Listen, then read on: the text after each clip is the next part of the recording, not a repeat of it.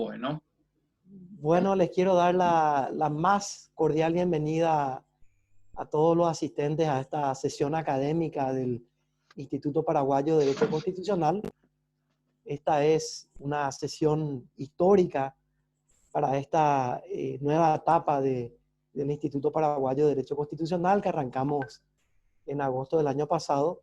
Y digo esto porque es la primera vez en la que un candidato, en este caso el doctor Juan Martín Palacio, que nos acompaña el día de hoy, va a presentar una disertación para, siguiendo lo establecido por nuestros estatutos, determinar y sobre todo también en base al reglamento elaborado por la comisión, determinar sobre su admisión o no al Instituto Paraguayo de Derecho Constitucional como miembro. Entonces, creo yo que es una sesión histórica y por lo cual estamos como comisión bastante complacidos.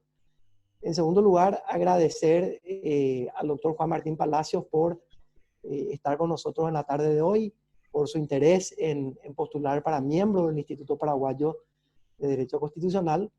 Entonces, me gustaría, antes de arrancar, hacer una breve reseña curricular del doctor Juan Martín Palacios. Entiendo que su currículum ya fue circulado ante los miembros del comité de evaluación. No obstante, muchos de ustedes le conocen, pero de todas formas creo que vale la pena hacer una brevísima reseña curricular. El doctor Juan Martín es abogado y también es magistrado judicial, es juez de primera instancia en lo civil y comercial de la capital. Él es magíster por la Universidad de Rosario, justamente sobre el tema de la protección de los intereses difusos, con énfasis en la defensa del consumidor, que es el tema acerca del cual nos va a hablar hoy. Él fue relator de la Sala Constitucional durante más de 10 años. Ya, como verán, tiene mucha experiencia en la materia. Él tiene no solo sino varias especializaciones en materia de derecho constitucional. Creo que conté como 4 o 5 en su currículum, si no me equivoco.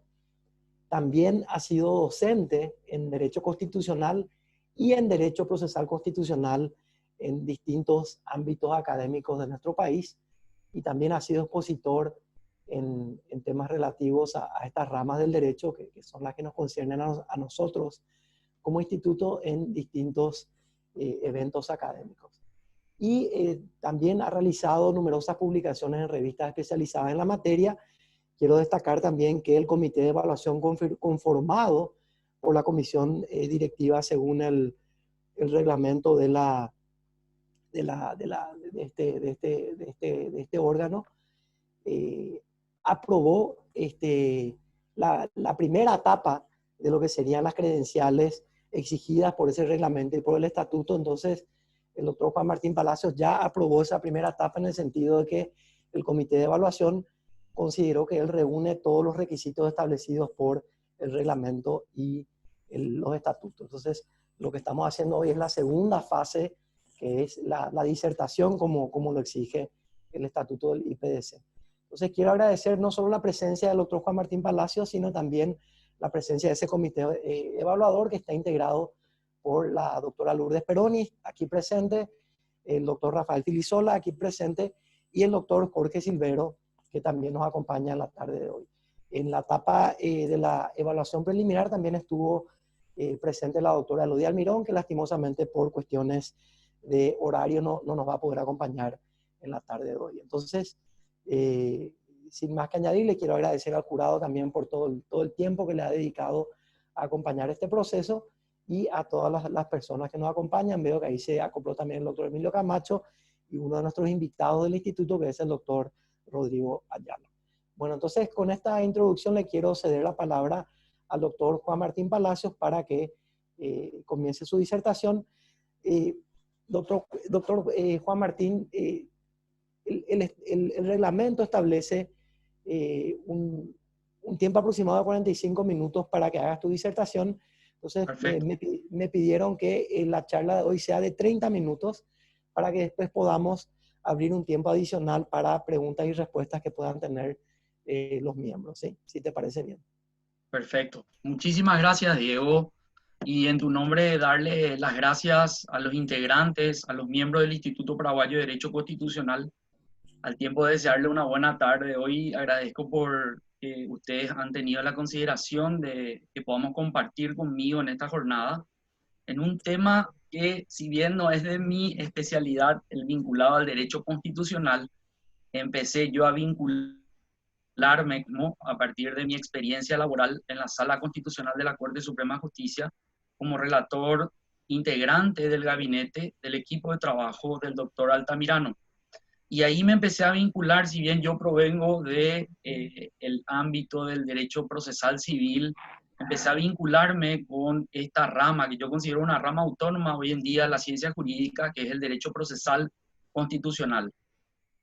Por esa razón les quiero invitar a compartir acerca del tema que ha sido objeto de mi investigación en la maestría de Derecho Privado de la Universidad Nacional de Rosario, referente a la protección jurídica de los consumidores, vinculado el tema de consumidores a los intereses difusos y la protección jurídica de los mismos por medio de acciones colectivas.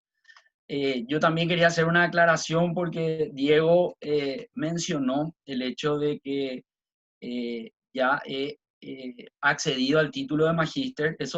El tema de investigación ha sido objeto de presentación en el mes de septiembre del 2018 y semana tras semana estoy urgiendo. No hay una piedad de ir en queja, inclusive ya hablé hasta con el director del posgrado, con el decano, es increíble, inclusive se están defendiendo los temas de investigación, las tesinas y tesis doctorales en forma virtual. Y estoy expectante a ese llamado. Sé que ya hay dictamen favorable de 2 de los integrantes y faltaría 1.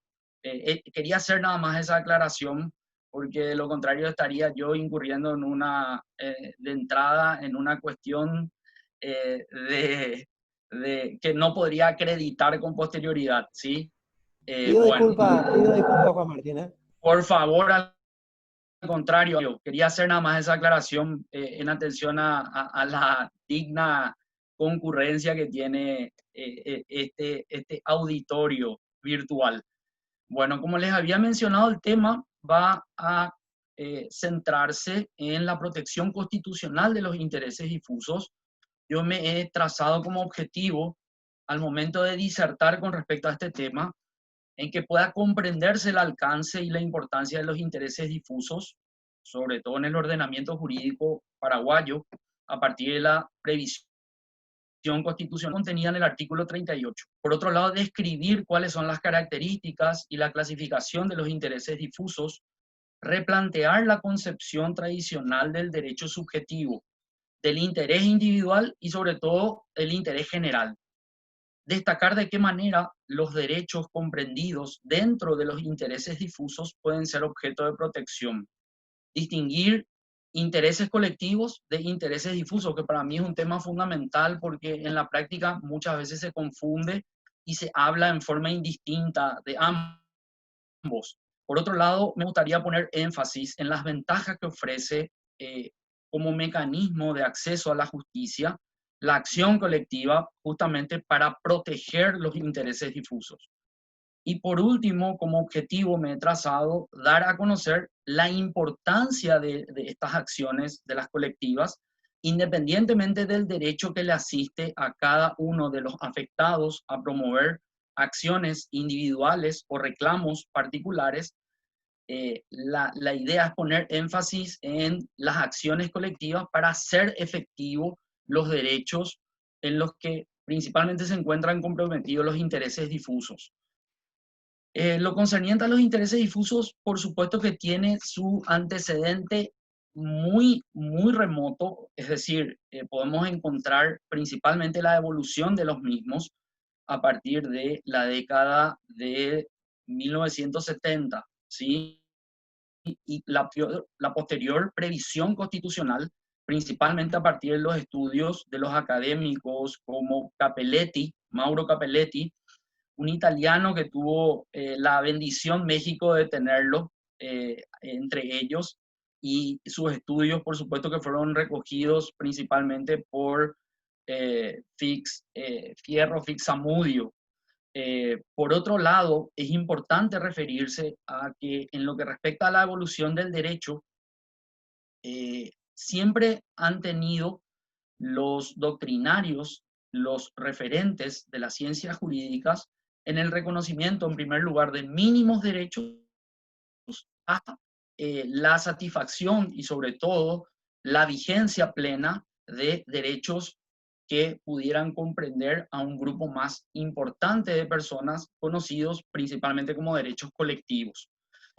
Estos se reflejan en la vida cotidiana principalmente en la satisfacción de necesidades que son básicas a los seres humanos. Si estas necesidades crecen, por supuesto, en la medida que vayan creciendo, que vayan dimensionándose en un mayor espectro, va a comprender un mayor número de bienes y servicios y, por supuesto, se va a reclamar una mejor calidad de ellos. Es así que encontramos principalmente los antecedentes de los intereses difusos, eh, así como mencioné, que a partir de la previsión que se da a partir de la década de 1970 del siglo pasado, principalmente se puede comparar también su evolución comparando con los antecedentes mismos de los derechos humanos. La primera generación, conocemos, es la que comprende el reconocimiento de derechos civiles y políticos denominados clásicos. La segunda es la que comprende los derechos sociales, económicos, culturales, conocidos como derechos colectivos. Y la tercera, que abarca temas como la paz, el desarrollo sustentable, el ecosistema, el derecho a vivir en un ambiente sano, saludable, vinculados con la calidad de vida. Es así que en Argentina son Morello y Stiglitz los primeros que se refieren al estudio de este tema con un trabajo que fue publicado en el año 1978 y que indican principalmente, se refieren a la vinculación de estos temas, de los intereses difusos y los derechos que comprenden los mismos, vinculados con los derechos humanos que pueden ser sistematizados en tres grandes grupos. El primero de ellos, los que reconocen y tutelan la integridad física y moral del individuo. En segundo lugar, los que garantizan su libre actuación y los que promueven una ordenación justa de las relaciones sociales. De igual forma, Quiroga la vie en Argentina se refiere a que la concertación previa de estos derechos coincide con el origen de la formación de la voluntad general social y que encuentra fundamento en el bienestar general que predica el preámbulo de la Constitución. De igual forma, por supuesto, la Constitución de nuestro país se refiere a esa misma cuestión vinculada con los intereses difusos. La concepción de un interés como difuso o colectivo implicaría la concurrencia de dos elementos. Uno, de carácter subjetivo, consistente en la pertenencia a una pluralidad indeterminada de sujetos que pueden inclusive ser todos los que integran la comunidad general. Y por otra parte, un dato normativo, el cual le atribuye la juridicidad. De esta forma, los intereses difusos son reconocidos en el ordenamiento jurídico del Paraguay a partir de su previsión constitucional contenida en el artículo 38. ¿De qué hablamos cuando nos referimos a los intereses difusos? Por supuesto que lo primero que nos viene en mente es el vocablo interés, que no es algo propio o exclusivo del derecho, a pesar de que es en este campo donde ha adquirido un desarrollo destacado. Por ejemplo, en el campo filosófico se lo vincula a la idea de necesidad, como una inclinación de la voluntad hacia un determinado bien. El interés siempre apunta a algo, a satisfacer una necesidad, al logro de algún cometido, fundado en una causa que pretende un efecto favorable a quien pretende algo. Y el vocablo difuso nos conduce a la idea de señalar algo volátil, algo que se fuma. De igual forma, se utiliza para referirse a algo dilatado, esparcido, difundido. Y en una acepción, el vocablo difuso también tiene por objeto dar satisfacción a una pretensión colectiva o supraindividual, que es la que resulta más conveniente ser señalada cuando estudiamos desde el punto de vista jurídico lo concerniente a este tema. Morelos se refiere a que en la sociedad de postindustrial, en la sociedad de consumo, una vez que se van produciendo los nucleamientos urbanos, en una época de cambios, es donde se desarrollan los intereses difusos. Las situaciones individuales comprendidas no, no implican necesariamente que puedan ser compartidas en muchos casos. Sin embargo, hay grupos o sectores que muchas veces se ven afectados por el alcance, por ejemplo, de la contaminación de un lago, de un río, o cuando se ve afectado un patrimonio cultural. Es así cuando lo que afecta lo que se ve afectado son intereses que abarcan a una colectividad que puede ser determinada o indeterminada de personas, que finalmente es lo que determina la diferencia entre los intereses difusos y los colectivos, que vamos a explicar con posterioridad. Por otro lado, la expresión intereses difusos fue concebida por el constitucionalismo moderno para justificar la existencia de una pluralidad indeterminada de individuos no vinculados entre sí por una relación jurídica, que conforman una comunión en la que cada uno de sus partícipes goza de la prerrogativa de disfrutar de ciertos bienes que por su naturaleza son indivisibles, en el sentido de que no pueden ser imputados en cuotas partes, atribuible individualmente en forma exclusiva y excluyente a sus integrantes, de suerte que la satisfacción del interés de uno implica por fuerza la satisfacción de los demás. Es así como la lesión de uno constituye ipso facto la lesión a una comunidad entera. Son múltiples las definiciones que hay con respecto a los intereses difusos, pero me quiero centrar principalmente a partir de lo que establece el artículo 38 de la Constitución Nacional, y en este sentido también la Ley de Defensa del Consumidor en el artículo 44 se refiere a los intereses difusos como aquellos intereses supraindividuales de naturaleza indivisible, de los que sean titulares personas indeterminadas y ligadas de hecho. Como vimos, de esta forma el ordenamiento jurídico de la República del Paraguay reconoce esta figura a partir de la previsión constitucional y específicamente la Ley de Defensa del Consumidor, que la define. Los intereses difusos han tenido diversas denominaciones desde que este instituto ha sido concebido.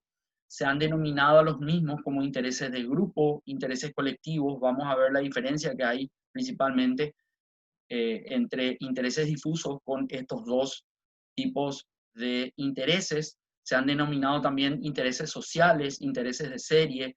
Cuando se concibió en Italia, se le denominaba a los intereses difusos como interessi adespoti, sin dueño o anónimos, de igual forma como intereses supraindividuales o interés de grupo, intereses fragmentarios. Han sido las diversas denominaciones que ha tenido este tema desde su concepción y su evolución. ¿Cuáles son las características de los intereses difusos? En primer lugar, la ausencia de un vínculo asociativo entre las personas que han sido afectadas por el alcance de, por ejemplo, la contaminación que ha sufrido el lago Ipacaraí, por mencionarles, ¿sí? Ahí entre las partes afectadas no hay de antemano un vínculo asociativo y por mucho menos puede ser determinada la cantidad de personas que han sido afectadas por la contaminación. Por otro lado, la producción de daños en masa.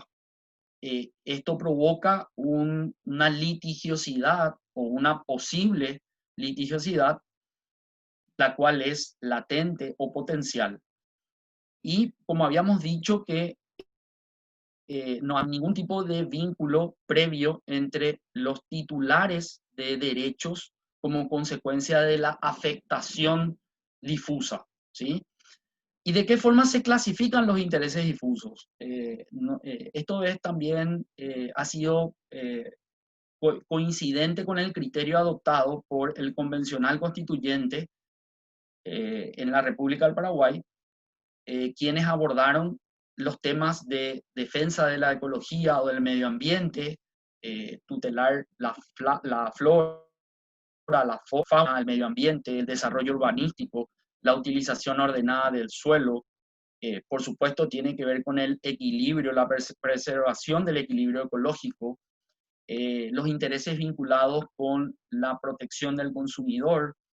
Hoy en día vemos una total desprotección del consumidor porque el consumidor, al no conocer sus derechos y no recibir educación con respecto a los mismos, no puede reclamar en consecuencia.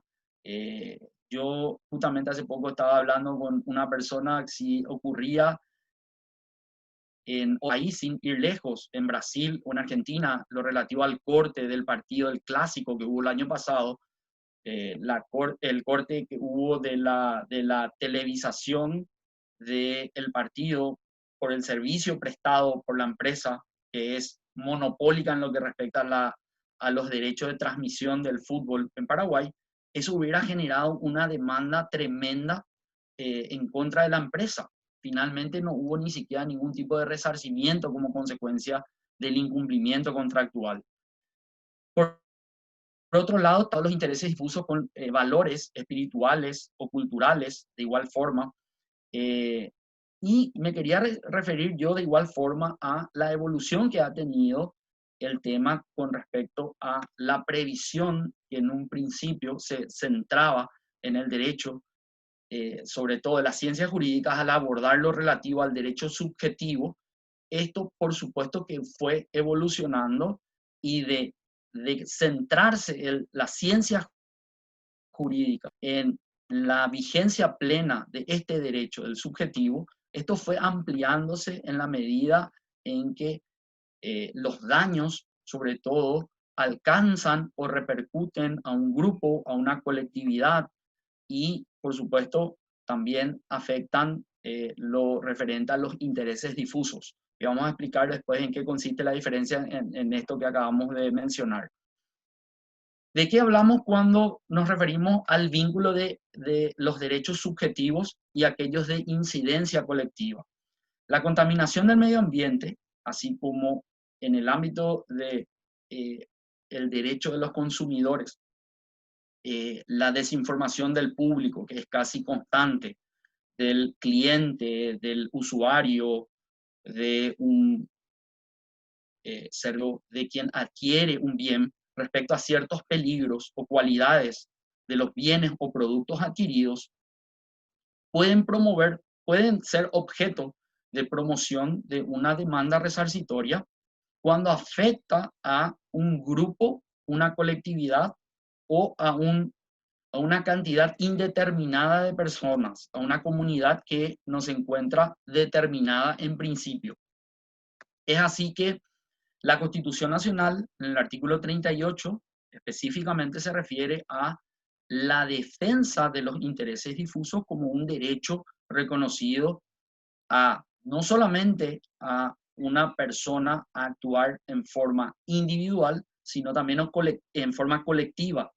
Y lo que comprende este artículo, esta disposición constitucional, es lo concerniente a la defensa del ambiente, a la integridad del hábitat, a la salubridad pública, al acervo cultural nacional, por supuesto a los intereses del consumidor, que es el tema en el cual yo me centro, y principalmente tiene una cláusula abierta al comprender también aquellos que pertenezcan, que si bien no han sido citados en forma expresa en esta disposición constitucional o tenidos en cuenta, tengan que ver con o estén vinculados con la calidad de vida y el patrimonio colectivo.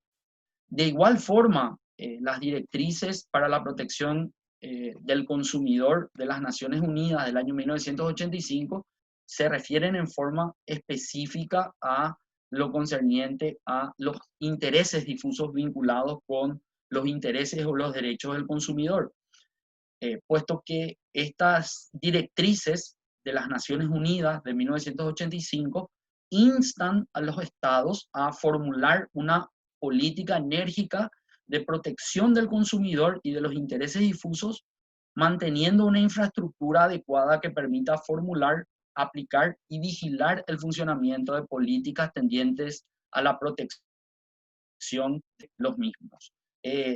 La Corte Suprema de Justicia del Paraguay se ha referido de igual forma en un acuerdo y sentencia que es el 496 del 21 de junio de 2007, en una acción de inconstitucionalidad promovida contra una ordenanza municipal, y se refiere también al interés de los particulares, que no puede situarse por encima de intereses que afectan a toda la comunidad.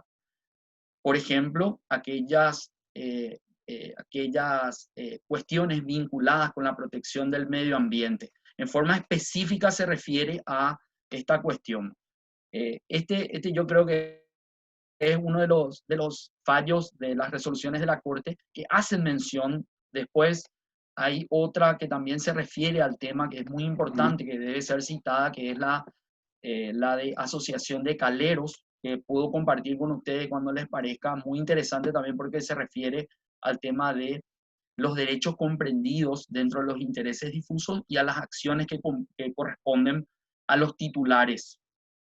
En lo que respecta a la norma constitucional, así como la jurisprudencia referente a los intereses difusos, comprenden una gama muy variada de valores que son vinculados con la personalidad, la vida, el medio ambiente, la salud, el patrimonio histórico, artístico y cultural, lo concerniente a la educación, los intereses del consumidor, lo cual no supone que tengan un estatus jurídico similar. Cada uno debe ser abordado, cada uno de estos temas debe ser abordado en forma particular, y al mismo tiempo lo que representa es un catálogo de materias cuya protección recae bajo este instituto, con la particularidad de que inclusive se encuentran comprendidos dentro de los mismos aquellos derechos que aún cuando no estén expresamente establecidos en el artículo en el 38, de igual forma son comprendidos por afectar a un patrimonio colectivo. Las normas constitucionales que se encuentran vinculadas con el artículo 38, referente a los intereses difusos, son el artículo 6 de la calidad de vida, el artículo 7 del derecho a un ambiente saludable, el artículo 8 que se refiere a la protección ambiental y el 81 que se refiere al patrimonio cultural. Cuando hablamos de la diferencia entre un interés colectivo e interés difuso, en primer lugar debemos hacer mención a que lo que tienen por objeto es identificar a afectados o portadores individuales de un interés en orden a la articulación de mecanismos eficaces de protección, sobre todo en el ámbito jurisdiccional. Y aquí yo quiero poner énfasis de que antes de poner en consideración de los órganos jurisdiccionales una cuestión, por supuesto que deben articularse todos los mecanismos de carácter no adversarial o no controversial de resolución de conflictos para su solución.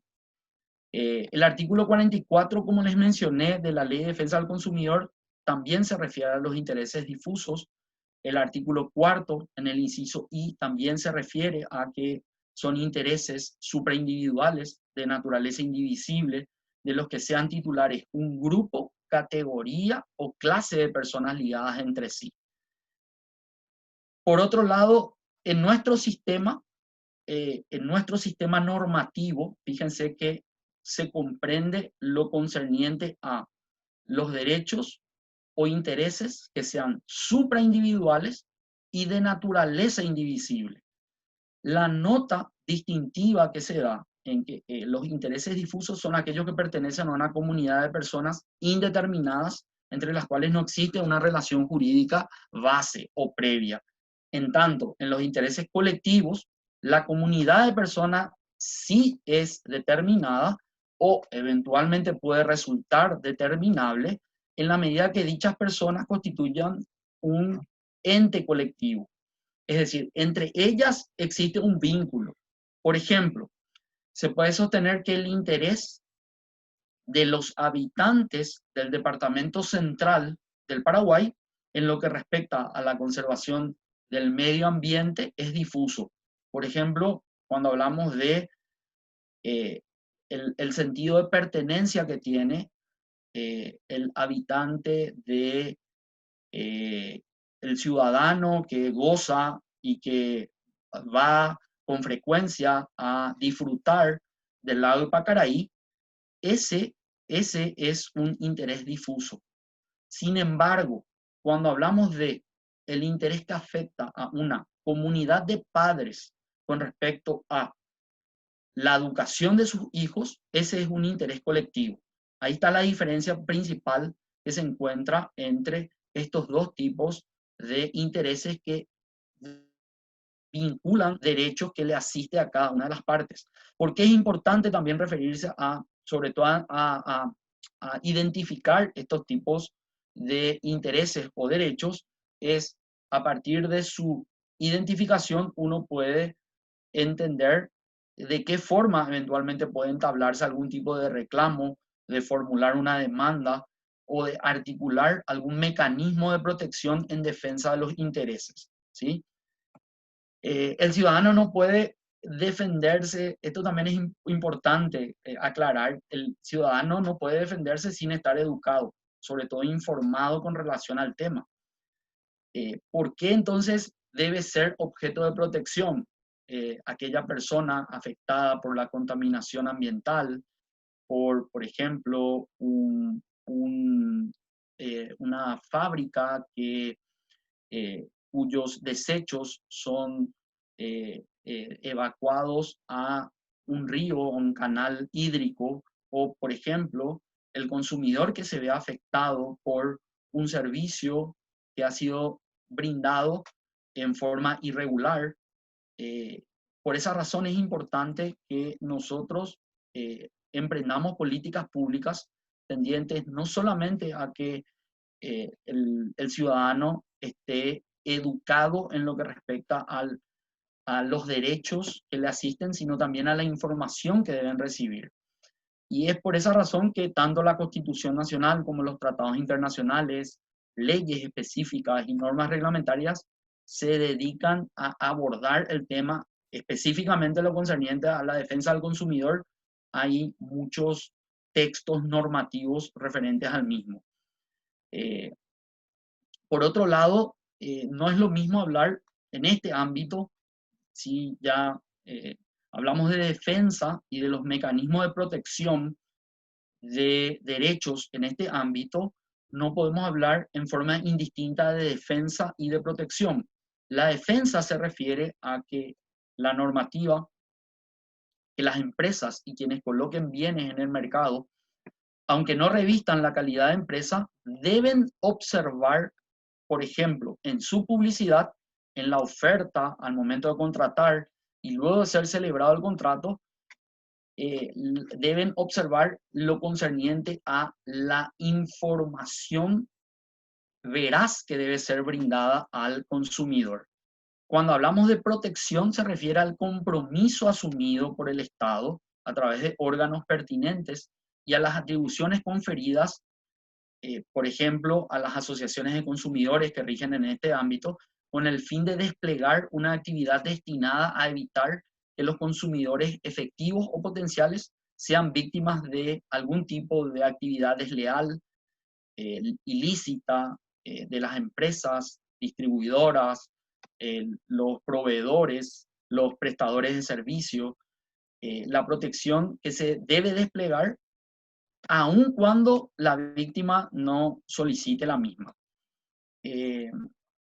Fíjense que tanto la Constitución Nacional, en el artículo 38, como la Ley de Defensa del Consumidor se refieren a esta cuestión.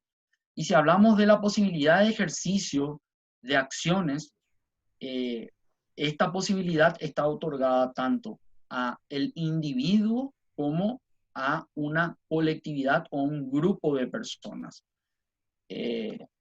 Cuando hablamos de intereses difusos, lo primero que debemos cuestionarnos es si la forma de articular es solamente por medio de una entidad que eventualmente la representa a esta colectividad o este grupo indeterminado de personas, o de igual forma puede en forma individual, de manera individual, el afectado promover algún tipo de acción. Nada Juan Martín, impide a ese afectado individual a ejercer el derecho que le asiste.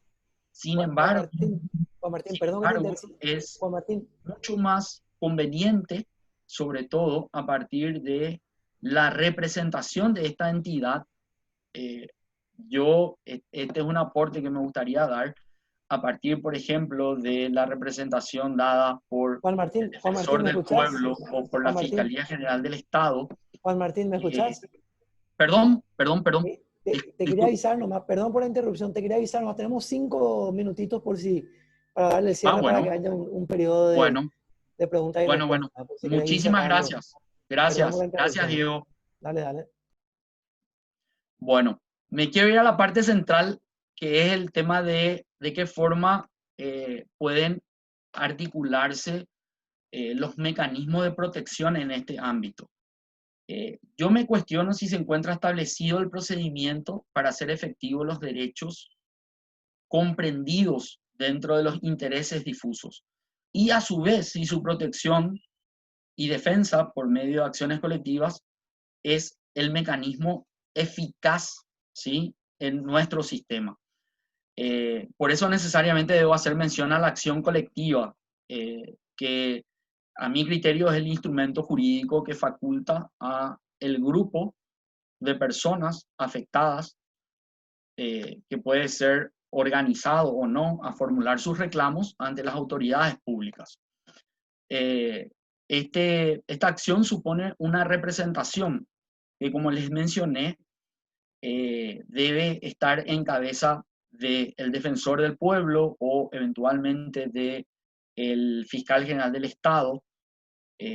Por otro lado, es importante también referirse a los distintos tipos de acciones colectivas. No es lo mismo hablar de una acción popular que se encuentra regulada en nuestra Constitución Nacional, específicamente en la normativa del amparo, a hablar de una acción de grupo, así como hablar de una acción colectiva vinculándola con la acción de clase conocida en el derecho anglosajón. ¿Qué es lo que persigue la acción colectiva?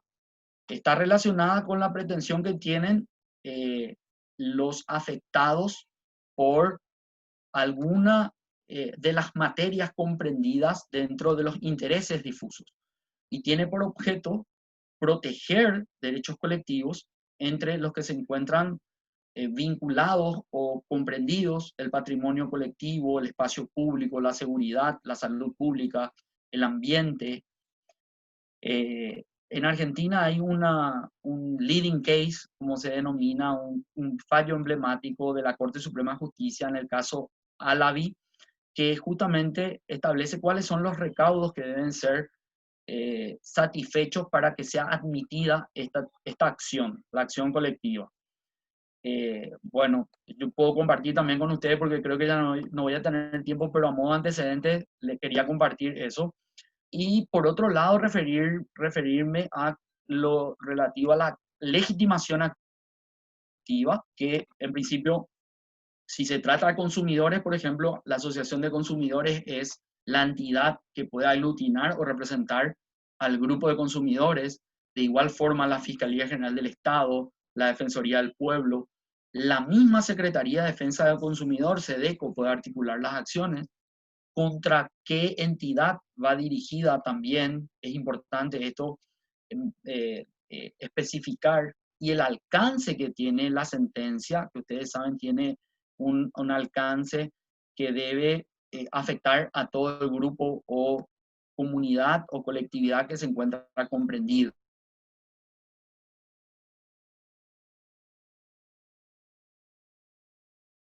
Para ello es que se debe también hablar de la representación en cabeza de la asociación o de consumidores, o en su caso de la Defensoría del Pueblo o eventualmente de la Fiscalía General del Estado, cuya ley orgánica también faculta en este sentido. Específicamente, la Constitución Nacional se refiere al rol del Ministerio Público en el artículo 268, en lo concerniente a, dentro de los deberes y atribuciones, para defender el patrimonio público y social, el medio ambiente y otros intereses difusos. En forma específica se refiere, así como la ley orgánica del Ministerio Público se refiere al mismo tema. Estas son cuestiones que en la práctica realmente no se hace efectivo el cumplimiento de estos preceptos, de estas disposiciones normativas, ¿sí? Y por otro lado, yo me había referido, si hablamos de legitimación activa, debemos hablar de legitimación pasiva, Juan Martín, cuando son varios los sujetos que Juan contribuyeron al Martín, proceso. perdón, Juan Martín, Perdón, perdón, Juan Martín, si querés cerrar en 2 minutitos, uno o sin dos problema. minutitos para Ahora, cerrar, dale, gracias por gracias. la oportunidad, gracias porque estamos en la parte final, nomás yo no quería dejar pasar este tema que era muy importante, pero bueno, vamos a ir cerrando. Bueno, en lo concerniente a el efecto de la sentencia, que es muy importante que podamos dimensionar, Carneluti se refiere al efecto expansivo de la cosa juzgada, que es característica de procesos corporativos. El Código Modelo de Procesos Colectivos de Iberoamérica establece justamente la tutela de derechos de naturaleza divisible, que pueden ser individuales, homogéneos. Este tema no está regulado en nuestro ordenamiento jurídico porque solo se refiere a los derechos de naturaleza indivisible. La sentencia, como regla en estos casos, causa efecto erga omnes, salvo que la misma disponga el rechazo de la pretensión por insuficiencia de pruebas. Este es un aporte del modelo, del código modelo para Iberoamérica. En Estados Unidos la cosa juzgada se hace expansiva con independencia del resultado adverso o favorable. Esto es consecuencia de la class action. En Brasil, de igual forma, tiene efecto erga omnes, con excepción en caso de que fuera el pedido improcedente por falta de prueba. Muy parecido a lo que establece el código modelo para Iberoamérica. Esto se encuentra establecido también en la Ley de Defensa del Consumidor del Brasil. Bueno, así también en Argentina, en Brasil. Después hay otro tema que me quería referir también, que era el registro público de procesos colectivos y de sentencias, un tema muy importante. Pero para ir cerrando, me quería referir a un pensamiento de Yering que dice: un derecho que no se realice no es un derecho. En este sentido, se deben superar los obstáculos culturales arraigados profundamente en la sociedad que posibiliten evolucionar la calidad de la joven democracia del Paraguay. El Estado Social de Derecho constituye el marco dentro del cual debe manejarse la sociedad en el Paraguay. En igual sentido, las herramientas propias del capitalismo deben tender hoy con más fuerza que nunca a un sistema más humano, a una vida social que no tolere la discriminación de ningún tipo de arbitrariedades a través de los cambios operados por esta rama de las ciencias jurídicas, específicamente la del derecho del consumidor comprendido dentro de los intereses difusos, apuntando siempre al reconocimiento y vigencia plena de la dignidad del ser humano.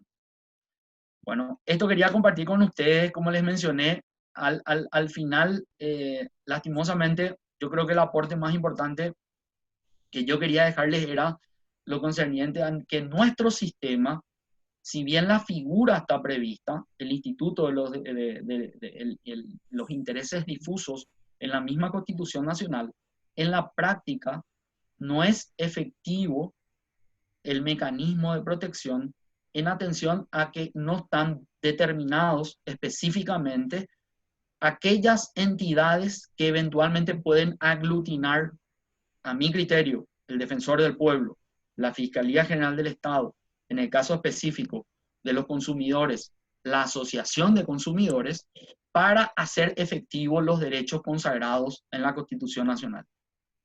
Y, por supuesto, que el aporte también sería el del efecto de una eventual sentencia recaída en el marco de una acción colectiva, ¿sí? El efecto expansivo, es decir, que tenga efecto para todos, erga omnes.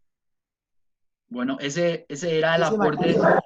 Por favor, al contrario, soy yo el agradecido por este espacio.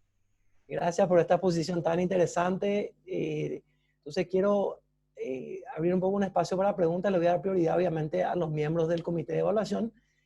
Y después, si alguien más quiere hacer alguna intervención, procederemos en ese orden. Vi la mano de Jorge Silvero.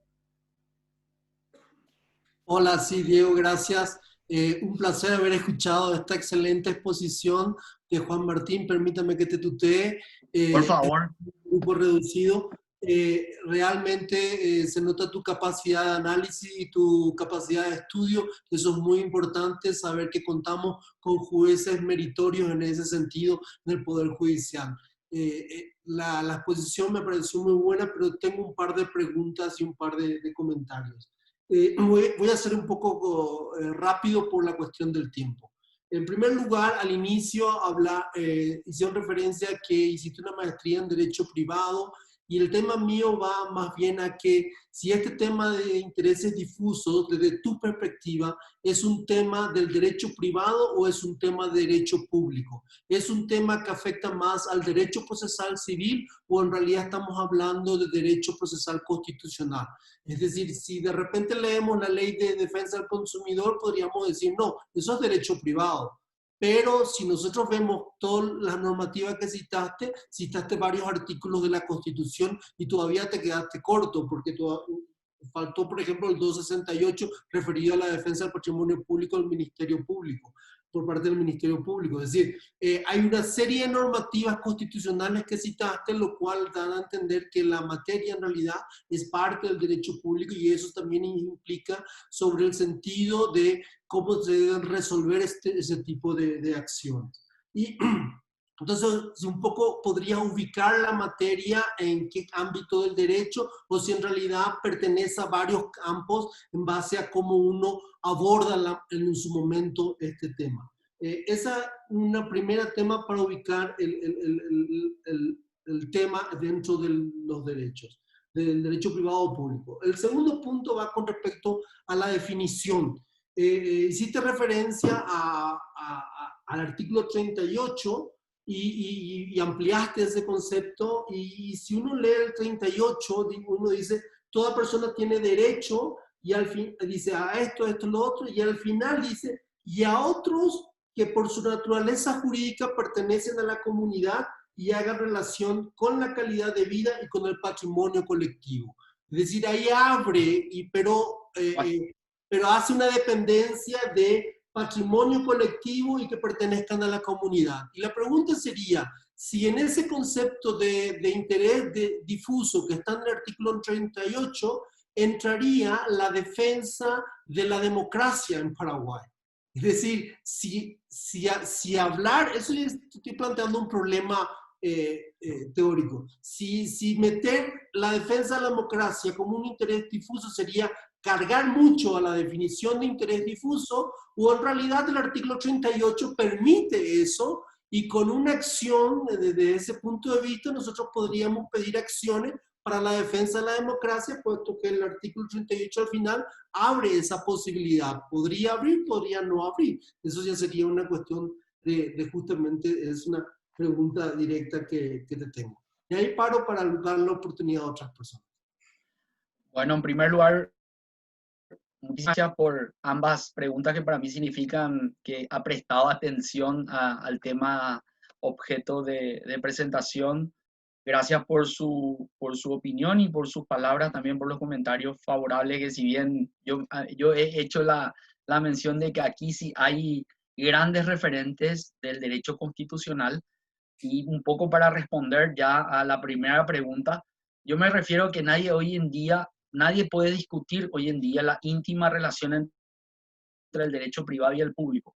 Se habla mucho de la constitucionalización del derecho privado, así como la privatización de lo concerniente a el derecho público. La íntima relación hace que justamente estas normas que antes eran impensadas, que sean objeto de previsión constitucional, puedan tener acogida favorable por el convencional constituyente. Cuando hablamos de intereses difusos y vinculando esta materia con el derecho del consumidor específicamente, yo el tema de investigación que he presentado en el marco de la maestría de Derecho Privado, justamente vinculo un tema que está regulado, previsto en la normativa constitucional, pero me refiero en forma específica a la defensa o protección de los derechos del consumidor a partir de la previsión constitucional, ¿sí? Y por otro lado, esa disposición constitucional, la contenida en el artículo 38, abre la posibilidad a que uno pueda plantearse cuestiones de ese tipo como la que acaba de mencionar usted, doctor. Es un número muy abierto, una cláusula constitucional bastante abierta, entonces necesariamente debemos hacer mención a que puede ser atendible. A mi criterio, en principio, los intereses difusos apuntan principalmente a la observancia, a que puedan garantizarse los derechos del consumidor, la protección del medio ambiente, el equilibrio del ecosistema, lo concerniente al patrimonio colectivo. Y si bien abre esa posibilidad, yo creo que estaría desnaturalizando lo concerniente a los intereses difusos, ¿sí? Pero como yo siempre digo, el planteamiento puede ser totalmente abierto y libre para el ciudadano. Es decir, en eso consiste el derecho constitucional consagrado en el artículo 40 del derecho a accionar a las autoridades. De ahí a que la autoridad canalice o no es otra cuestión. Pero siempre que canalice la cuestión, debe realizar con fundamento, con razonamiento. Ese es un paso que a nosotros nos falta para elevar la calidad de nuestra democracia. Debe expedirse siempre la autoridad pública, ¿sí? Independientemente que sea en forma positiva o negativa, pero debe expedirse con razonamiento, que es otro fundamento, otro paso que nos falta para elevar el nivel de nuestra democracia, ¿sí? No sé si pude satisfacer lo que quería, doctor Silvero, pero yo entiendo así, ¿verdad? Pero esto es lo lindo de este espacio que podamos nosotros debatir y compartir nuestras ideas.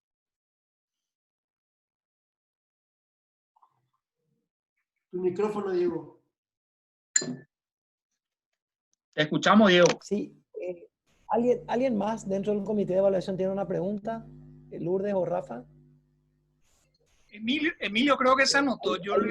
Lourdes está levantando la mano, entonces sentite libre, Lourdes, después vamos con el profe Rafa. Gracias, Diego. Gracias. Le cedo a Emilio, que creo que tiene que retirarse a las 5, entonces bueno, primero la pregunta, okay, y después yo no tengo problema.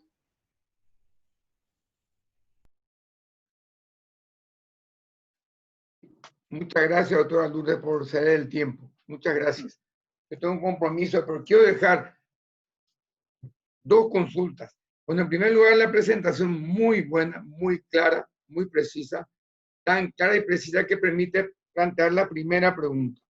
Mi pregunta, doctor, o mi consulta, o comparto con usted. Yo creo que el derecho procesal constitucional no debe convertirse en un obstáculo más para ejercer los derechos. Porque el derecho es el derecho de fondo. Entonces, la Constitución dice, toda persona tiene derecho. Entonces, yo creo que yo, Emilio Camacho, puedo plantear vía amparo interés difuso para proteger los bosques del Alto Paraguay. ¿Sí? Yo, no es necesario ser ni fiscalía ni asociación de consumidores, porque dice la Constitución, toda persona tiene derecho. Esa es su opinión. Para mí, no hay duda. Yo puedo defender el bosque que está a 1000 kilómetros acá. Mi segunda consideración, ya no consulta, es con respecto a lo que surgió en el debate Todas las garantías constitucionales, habeas corpus, habeas data, amparo, son transversales a todo el sistema judicial. No hay especialidad, no hay área. El problema que creó el Código Procesal Penal cuando reglamentó en la casación y después se enoja cuando uno plantea acción o sesión de inconstitucionalidad. Dicen que de dos, tres, pero no. Las garantías son, primero, irrenunciables, segundo, transversales a todo el proceso. Entonces también, doctor, yo creo que para mí, yo no tengo dudas en cuanto a la legitimación activa. Y tampoco tengo dudas en la transversalidad de las 4 garantías que están en la Constitución.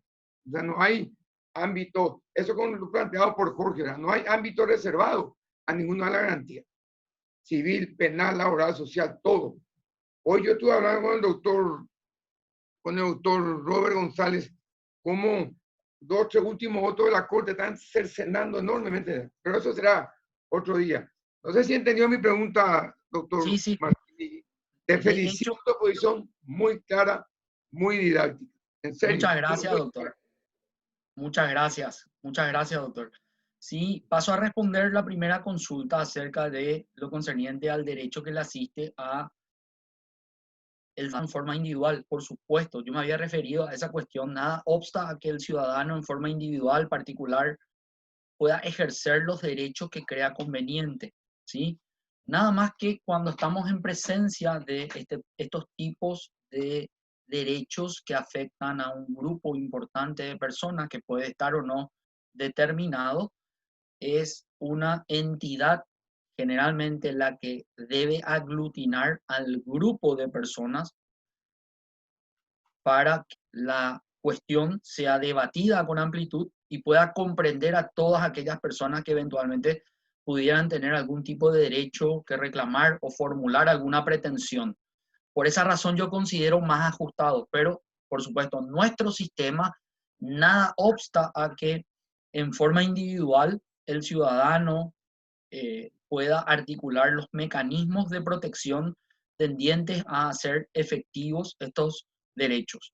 Y por otro lado, puesto, totalmente de acuerdo, doctor, con la opinión con respecto a que finalmente las garantías constitucionales son transversales y que en la práctica, lastimosamente, hoy en día, la Corte ha desvirtuado la aplicación de, sobre todo la garantía constitucional de la inconstitucionalidad, en muchísimos casos ha desvirtuado.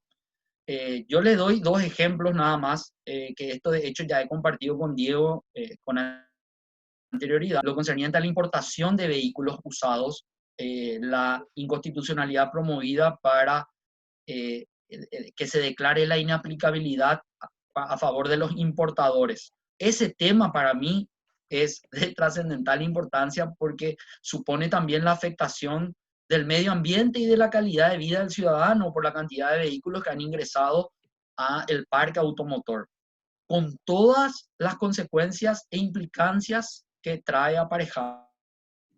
¿Y por qué yo digo que se ha desnaturalizado? Porque son 10 empresas las que han obtenido la suspensión de efectos con acciones de inconstitucionalidad favorables y con ello han posibilitado desde la obtención de estas medidas la posibilidad de que sigan importando. ¿Se entiende? Y por otro lado, hay otra cuestión que para mí también es también la mala aplicación, que no tiene que ver con el tema, pero es con respecto a aquel fallo de la Corte respecto a la publicación de encuestas y que posibilitaba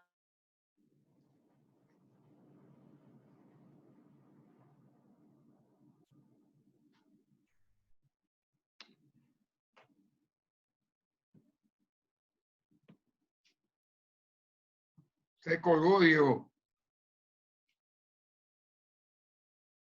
Tu micrófono, Diego. Creo que nuestro expositor está colgado. Vamos a esperar un ratito. Estaba él haciendo una acotación ahí. No sé si... Hola. Hay que felicitarle al doctor Palacio. Es el primer miembro que he evaluado para ingresar. Es lo que dije al comienzo. Este es un día histórico para el Instituto, doctor Camacho.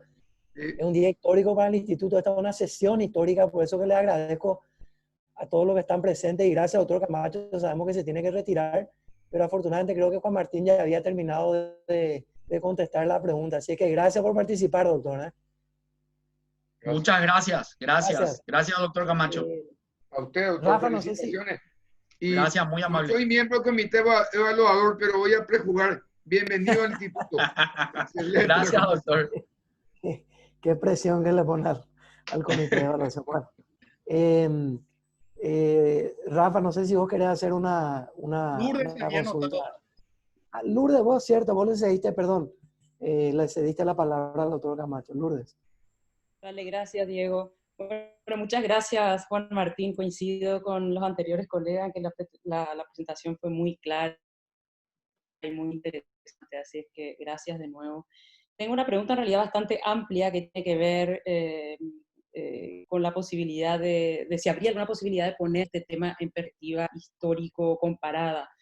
Si crees que hay algunos elementos interesantes, por ejemplo, en los debates constituyentes sobre este tema que valdrían la pena mencionar y que estarían sobre todo conectados con algunos de los puntos que planteaste, y también un poco debates en la región, en Sudamérica, sobre este tema. Creo que mencionaste una que otra cosa, pero si podrías elaborar un poco más sobre ambos aspectos o sobre uno de ellos el que te parezca más interesante. Gracias.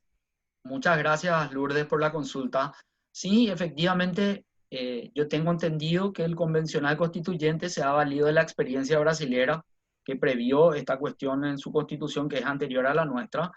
De igual forma, las constituciones de Perú se refieren al tema. La modificación constitucional, es decir, la constitución del 94 de Argentina también se refiere a esta cuestión. La reforma constitucional operada en el año 1994 abarca también lo concerniente a este tema y sobre todo faculta a las entidades que pueden eventualmente representar a una comunidad o una colectividad para estos derechos. Porque ahí yo creo que está el aporte de este tema que principalmente en la práctica yo veo que es el inconveniente mayor, el de la articulación de las acciones para hacer efectivos estos derechos. Porque no basta con que la cuestión esté regulada constitucionalmente o en algún ordenamiento normativo legal o reglamentario, sino que a mi criterio el siguiente paso debería ser ese justamente. Pero sí, efectivamente, Lourdes, a nivel europeo también España tiene mucho desarrollo de esta cuestión. Han desarrollado lo concerniente a los mecanismos para hacer efectivos los intereses difusos, que es el paso que a nosotros nos falta dar. Gracias, Juan Martín. Si alguien más tiene una pregunta. Diego, yo le quisiera una pregunta al doctor Juan Martín. Sí, Fátima, por favor. Claro, Fátima, adelante. Adelante. Sí, una cuestión interesante. Leyendo las actas de sesión en la constituyente, cuando se trató el tema de los intereses difusos, hubieron algunos constituyentes que querían poner ya directamente la acción de amparo como la herramienta procesal para hacer efectivos los intereses difusos. Y en la discusión interna que tuvieron los constituyentes dijeron no, porque el amparo, por la brevedad y por las características propias del amparo, no permite, por ejemplo, evaluar pruebas, discutir una serie de cuestiones que sí serían que sí serían discutibles o necesitarían tener un espacio de discusión más amplio en un proceso un poco más, digamos, laxo y que el amparo. Entonces vos habías hablado, Juan Martín, de la acción colectiva. Entonces yo quería ver, vamos a suponer que, por ejemplo, aparece una vacuna del COVID y hay una gran masa de personas de Coronel Oviedo que nunca fueron vacunadas, y bueno, urge hacer digamos, una acción protegiendo la salubridad de Coronel Oviedo, que quieren la vacuna. O sea, estaba pensando nomás, como no tenemos ley que reglamente, porque, por ejemplo, en el caso de las class actions, hay un Rule 23, le llaman ellos, o sea, una norma, o sea, una ley 23 del año 66. La regla 23. Regla 23, sí, ellos llaman Rule, sí, me venía la palabra, el Rule 23, regla 23, que regula el 66, todo lo que es las class action. Nosotros no tenemos ese, digamos, ese andamiaje legal que hace otra vez, digamos, canalizable el artículo 38. Entonces, en un hipotético caso que tengamos una urgencia con intereses difusos, Juan Martín, ¿cómo sería el esquema procesal de esa acción colectiva? O sea, ¿cómo sería? Porque no es amparo, no es juicio ordinario. O sea, ¿cómo sería ese esquema procesal para hacer efectivo ese interés difuso? Gracias, Bueno, Juan Martín.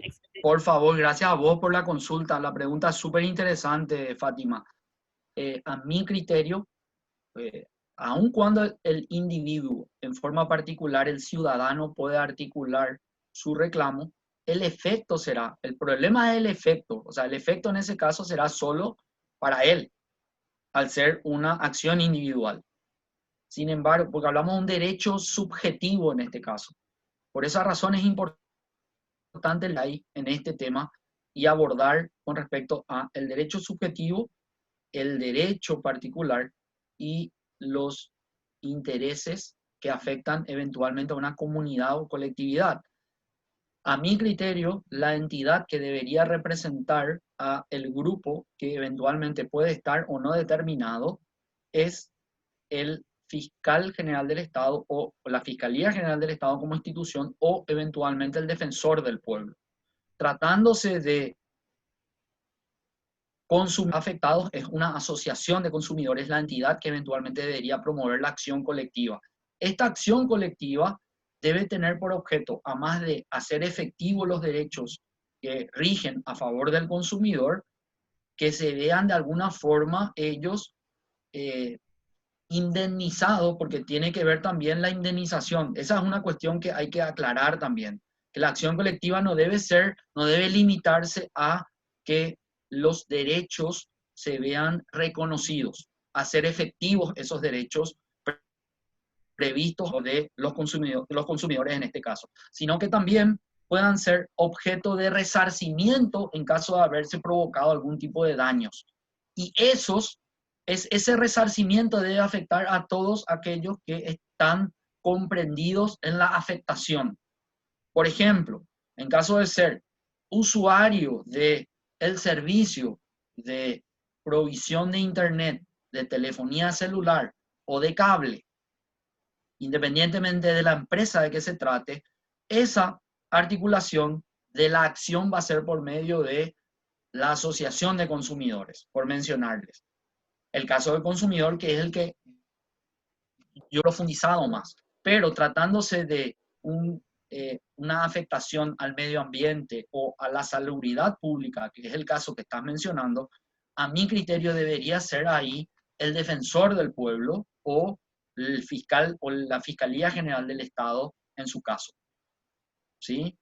Para articular las acciones tendientes, por ejemplo, a que se siga proveyendo, no se vea de ninguna forma cortada la provisión de algún medicamento o de alguna vacuna, o tratándose de lo concerniente a todo aquello que debe ser proveído a el estudiante. Ustedes saben que en edad escolar tienen derecho a, por ejemplo, les doy este ejemplo, el vaso de leche. Si se ve afectado ese servicio, que debe ser prestado por el Ministerio de Educación, debe una entidad aglutinar a ese grupo de afectados a los efectos de que ese derecho no se vea conculcado, que siga prestándose ese servicio y no se vea vulnerado el derecho. ¿Se entiende? Pero el paso que nos falta dar, por eso yo me había referido que esto pasa por un tema de educación y de información de los derechos que le asista al ciudadano. Es un paso que a nosotros nos falta dar para elevar nuestra calidad de democracia, ¿sí? Justamente sociedades que tienen una democracia mucho más consolidada, justamente trabajan mucho en este tema, en el tema de hacer desde la edad escolar, desde la familia, desde el ámbito familiar, desde la edad escolar, el tema de reconocimiento de derechos. Es más, yo soy egresado del Cristo Rey y les digo que tengo una formación muy importante del tema de instrucción cívica. que nosotros teníamos esa materia y después se cortó eso. Y lo importante que era, nosotros salíamos con nociones básicas de derecho de familia, de derecho que teníamos como ciudadanos a elegir, a ser electos. Es importante eso, o sea, trabajar en eso. Ojalá haya podido responderte, Fátima, que yo sé que es un tema de tu interés también, pero falta mucho para trabajar en el campo. Muchas gracias, Juan. Por favor, gracias a vos. No sé si alguien tiene alguna pregunta más, estamos ya cerca del final. Rodrigo, sentite libre, Rodrigo. Bueno, muy buenas tardes a todos. Para mí es un gran honor estar acá en carácter de invitado. También le felicito al profesor Juan Martín por la excelente exposición que acaba de tener. Me parece un tema muy, muy interesante y bueno, bajando, vamos a decir, a los casos concretos, quería hacerle una consulta y dentro del área de su especialidad, que es el derecho al consumidor. Todos fuimos testigos del tema de la sobrefacturación de las facturas de la ANDE, o sea, un escándalo nacional que fue durante la pandemia. Entonces, bueno, mi consulta sería, ¿cuál para usted hubiese sido el mecanismo más eficaz por la autoridad pública que pueda actuar más rápido para la defensa en ese caso concreto? Y también si es que aplica la nulidad de pleno derecho de ese contrato o de esa cláusula ya por la variación unilateral del precio o de otras condiciones que está en la Ley de Defensa del Consumidor en el artículo 28. O sea, a mi criterio, yo creo que la actuación o intervención por parte del Congreso fue ya, no sé si me pareció la más eficaz, la más adecuada y la más rápida. Me parece que tuvieron que haber autoridades que defiendan de manera más rápida y más específica esa situación. Así que planteo eso para el profesor Juan Martín. A ver, quiero saber cuál es su opinión respecto a esta situación. Y muchas gracias. Muchas gracias, Rodrigo, por el comentario y por la pregunta también que estás formulando. En primer lugar, quiero transmitirles que en nuestro país la Secretaría de Defensa del Consumidor es la entidad encargada justamente de dar el estatus de reconocer a las asociaciones de consumidores. Yo averigüé, la última vez que averigüé, no fue este año, fue en noviembre del 2019, tenían inscrita reconocida una asociación de consumidores. ¿Saben lo que significa eso? Entonces, hay un paso enorme ahí que dar para el reconocimiento del estatus. Por otro lado, ¿a qué entidad eventualmente le correspondería? ¿Sí? Nuevamente hago esta salvedad para que entienda, ya no está con nosotros el doctor Camacho, pero en forma individual, por supuesto, nada impide a que el usuario en forma individual formule el reclamo ante la Secretaría de Defensa del Consumidor, y de igual forma no basta con articular ahí un reclamo, porque es un reclamo que tiene su tratamiento en el ámbito administrativo. Eventualmente podría ser objeto de algún tipo de amparo promovido por la Defensoría del Pueblo o eventualmente por la Fiscalía General del Estado, a los efectos de justamente hacer que esas facturas que han sido emitidas en esos meses, comprendidos los meses de marzo y mayo, que han notado una increíble, a mí todo, yo me había afectado también principalmente, no solamente con Andes, sino con ESAP. Yo pasé por eso, yo hice el reclamo en la ESAP de venir 100.000 o 120.000, la factura osciló el monto de 500.000, es una barbaridad. Entonces, realmente yo ahí me vi afectado como usuario y te puedo decir que en la práctica los mecanismos de reclamo, de tratamiento de los reclamos son ineficaces. Entonces, yo considero que la forma eventualmente en que debía articularse el reclamo del grupo de afectados, de toda la colectividad de afectados, sería a través de un amparo que eventualmente debía ser promovido por la Defensoría del Pueblo, La Defensoría, a mi criterio, es la entidad más representativa a los efectos de hacer valer los derechos o los reclamos, en este caso, comunitarios, y evitar que esos cobros de esas sumas totalmente desproporcionadas que no correspondían a lo que realmente uno consumió durante esos meses, no se cobre los montos, sino que eventualmente se haga un tipo promedio, porque eso también es importante entender, que cuando uno promueve una demanda, contiene una pretensión, pero al mismo tiempo es importante generar con creatividad la solución al caso. Eso ayuda mucho. Yo acá estoy hablando ya como órgano jurisdiccional, porque muchas veces a mí me pasó eso con el amparo del colegio Chiang Kai-shek. Se vieron afectados o sea, se vio afectado el derecho a la educación, que comprendía también otros vinculados con el mismo. Pero, ¿qué solución daba la parte accionante? Dejar sin efecto la resolución. Pero ahí es donde yo digo, eventualmente, que se aglutine ahí, que los padres conformen la asociación y por lo menos durante ese tiempo, hasta que culmine el año lectivo, pasen a administrar eventualmente la institución educativa. Bueno, de igual forma, en este caso, tratándose del amparo promovido por la Defensoría del Pueblo, yo considero que además de hacer valer un derecho consagrado en la Constitución Nacional, eventualmente se plantearía una solución a la cuestión con dejar sin efecto esas facturas y eventualmente que se cobren que se cobren las facturas, pero que sean del promedio de los meses anteriores. ¿Se entiende? Eventualmente podría ser una solución. Muchas gracias, profesor. Bueno, gracias Juan Martín. Creo que en interés al tiempo deberíamos ir cerrando. 2 comentarios solamente voy a hacer. Bueno, en primer lugar, agradecerles una vez más a nuestro expositor, a nuestro disertante, el doctor Juan Martín Palacios, por esta charla. Obviamente por razones evidentes no puedo emitir ningún juicio de valor.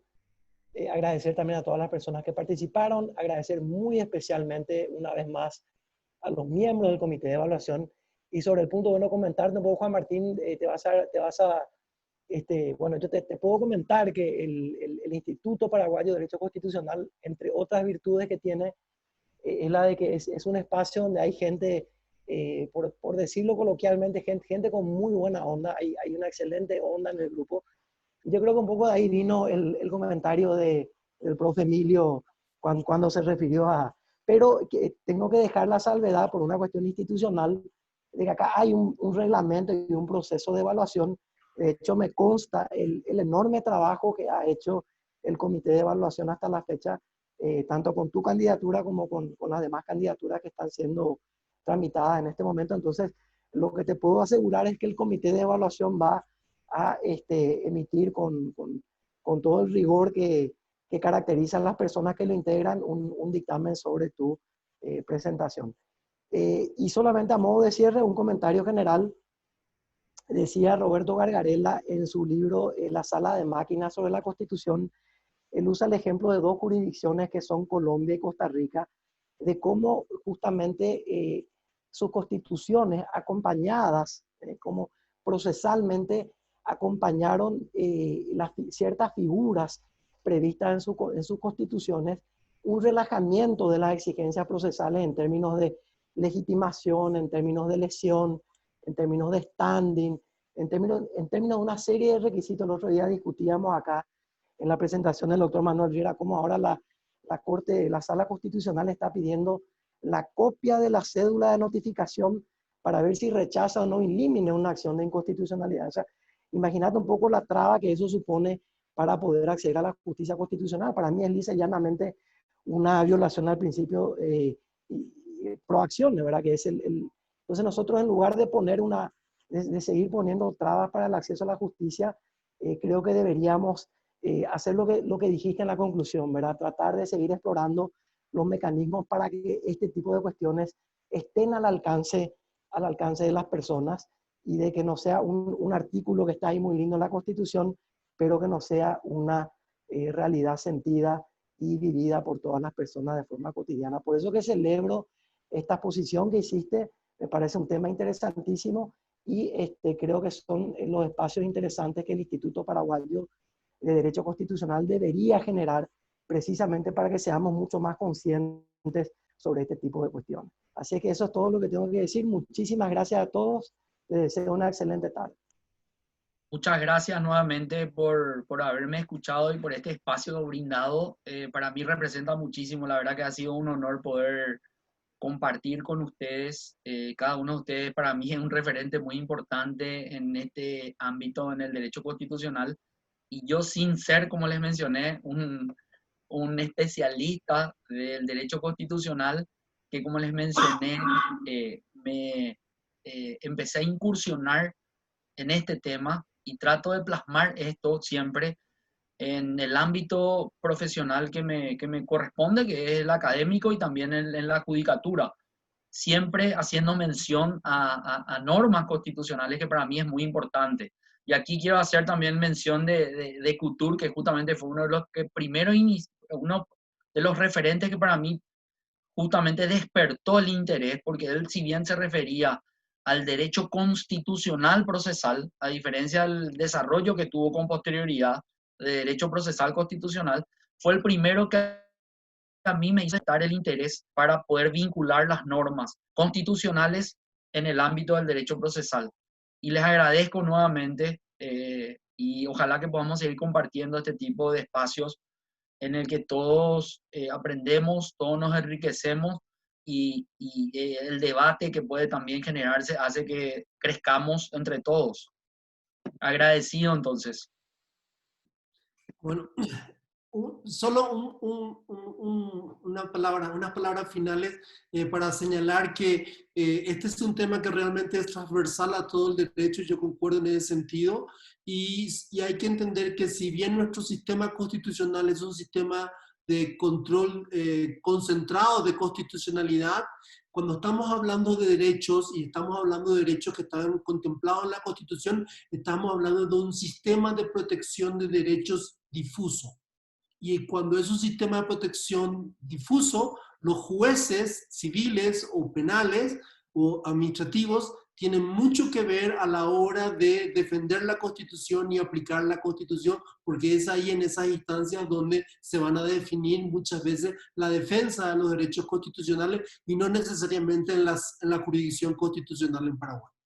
Muchas Perfecto. gracias y nos vemos. Muchas gracias. Felicidades.